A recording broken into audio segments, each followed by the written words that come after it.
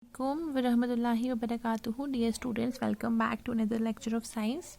So we were done with half of the chapter. So now I just thought that let's do some questions. Okay, and the first question is in the exercise section. It's suppose you're in a dark room. Can you see objects in the room? Can you see objects outside the room? Explain. Okay. So the answer here is in a dark room we cannot see objects because no light is reflected from the surface of the objects, so we are not able to see them.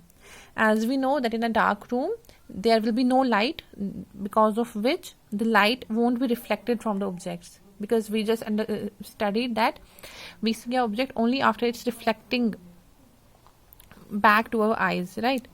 Then it's but outside the room the objects can reflect light, which enables us to see the objects. Okay, now the second question is differentiate between the regular and diffuse reflection. Okay, does diffuse reflection means the failure of laws of reflection? So here is the answer.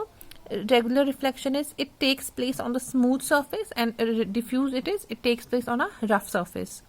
And in the regular reflection I'll write it has all the reflected rays running parallel, because the incident rays will be parallel in both of them, right?